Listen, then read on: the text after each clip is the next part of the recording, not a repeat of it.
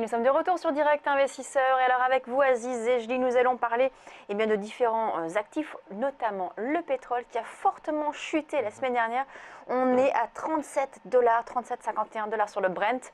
On est sur des niveaux quand même excessivement bas actuellement.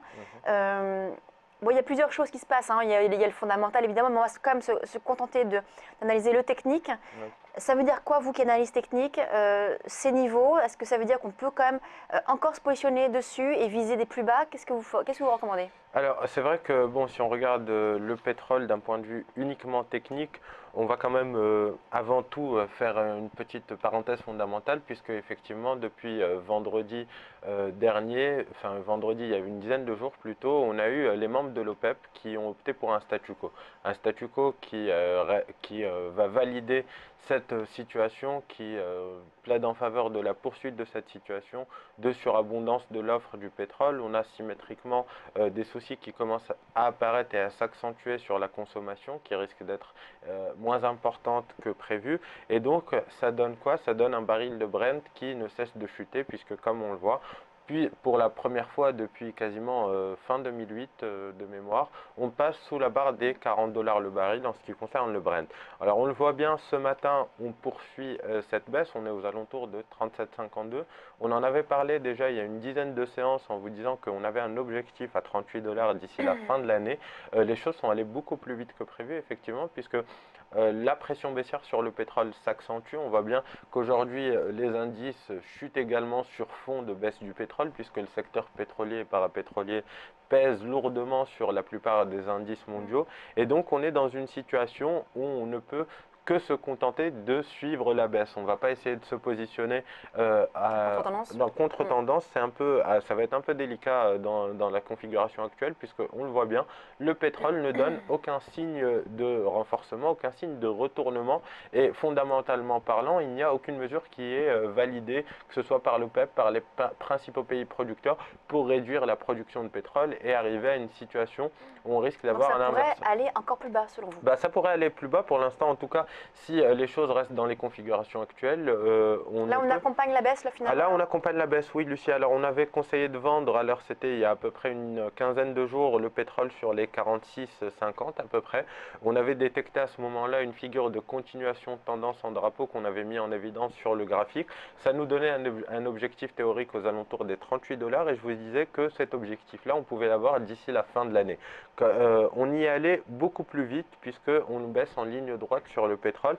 On a enfoncé les 38 dollars, on est à 37,50. Alors, ce qu'il faut faire maintenant, c'est essayer de se positionner, alors toujours à la baisse, mais sur un éventuel rebond, puisque comme on l'a vu, on a fortement chuté ces dernières semaines, et donc on est assez loin de niveau de stop qui pourrait nous permettre de nous positionner. Alors là encore, de stratégie, soit on joue la prudence et on attend un éventuel retour sur les 39,70 pour se positionner.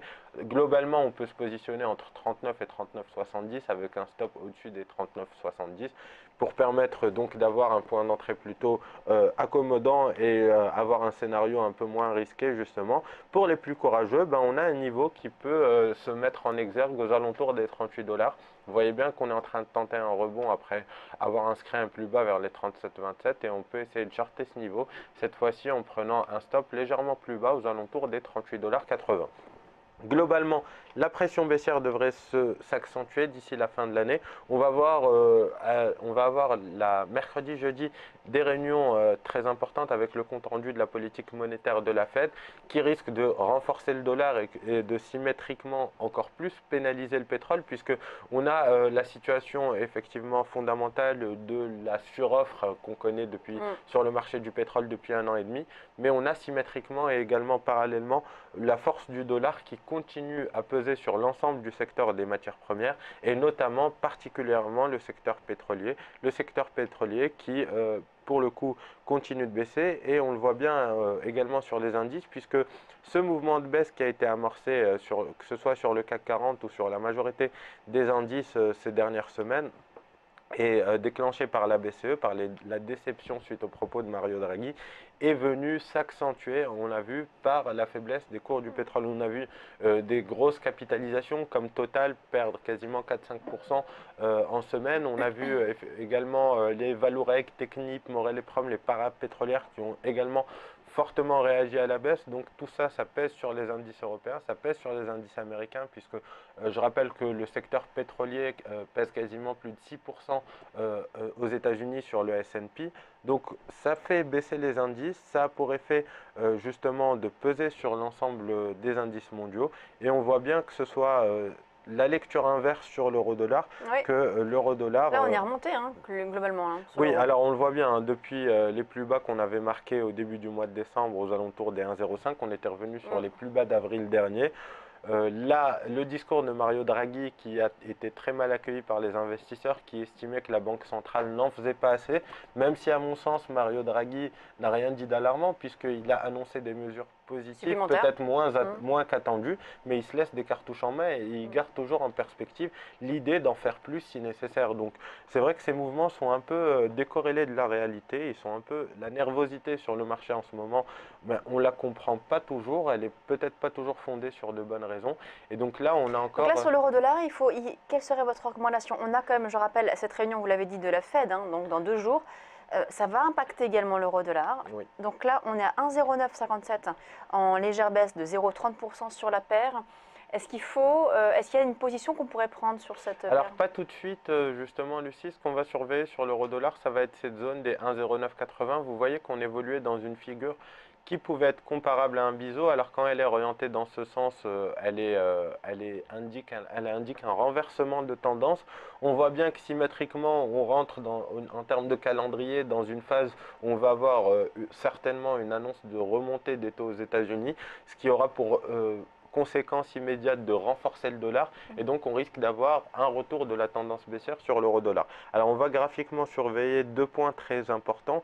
À très court terme, voire en intraday, les 1,0925, c'est le dernier support horizontal qu'on avait en intraday. La rupture de ce support-là pourrait propulser dans un premier temps la baisse aux alentours des 1,0810, mais globalement le niveau qu'on va chercher à observer, ça sera les 1,0810, puisque c'est ce niveau qui est pivot, qui correspond en fonction du mouvement, quasiment entre 50 et 38% de retracement des mouvements haussiers qu'on a eu, et on va voir justement que sur rupture de ce niveau-là, si elle venait à avoir lieu, on risquerait de revenir d'ici la fin de l'année, voire début 2016, sur les 1,0640, voire les 1,0560. Alors, on ne va pas s'amuser à se positionner tout de suite sur l'euro-dollar avant la Fed. On ne sait pas encore comment le marché va réagir. On va peut-être chercher à jouer des opportunités de scalping ou des opportunités intraday. Globalement, en scalping, on pourrait jouer peut-être 60-65 points sur retour aux alentours des 1,0980. Mais pas de scénario à court terme ou en swing trading avant la Fed, ce serait légèrement suicidaire. Merci Aziz. Donc, pour ces éléments donc, sur le pétrole et l'euro-dollar, on passe à la suite de Direct Investisseur. Dans quelques instants, on rejoint Pierre Verret d'Active Trade. À tout de suite.